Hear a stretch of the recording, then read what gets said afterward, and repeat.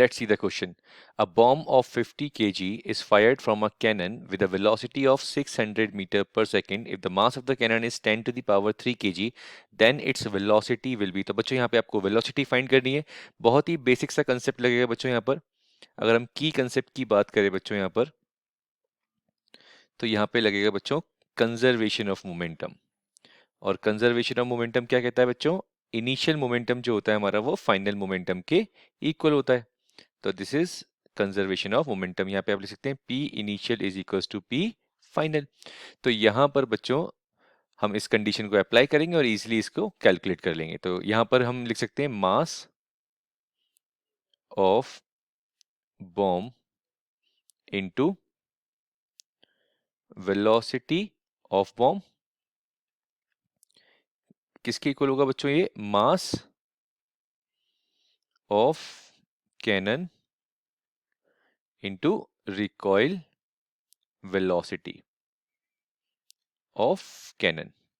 But important चीज यहाँ पे याद रखनी है, हम माइनस साइन चलेगा बच्चों. क्यों? क्योंकि इसको अगर हम इनिशियली लिखें तो ये आ जाएगा हमारे पास m1 v1 plus m2 v2 equals to 0. और इस टर्म को आप इधर ले जाएंगे तो ये माइनस साइन आएगा, इस वजह से यहाँ पे माइनस साइन आया. अब हम वैल्यू पुट कर देंगे. तो मास ऑफ बॉम्ब कितना है बच्चों यहाँ पर? 50. और वेलोसिटी यहाँ पे हमारे पास 600 है. और मास ऑफ कैनन है हमारे पास बच्चों यहाँ पर 10 टू द पावर 3. इसको हम 10,000 लिख सकते हैं, सॉरी 1000 लिख सकते हैं. इनटू हमको वेलोसिटी फाइंड करनी कैनन की, इसको हम कैपिटल वी से रिप्रेजेंट कर सकते हैं. ओके, तो यहाँ पे हमने कैपिटल वी से रिप्रेजेंट किया हुआ है.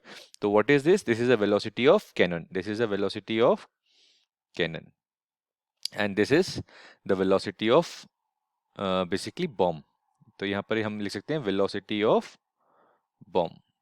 ओके बच्चों, ये मास है हमारा बॉम्ब का और ये मास है हमारा कैनन का.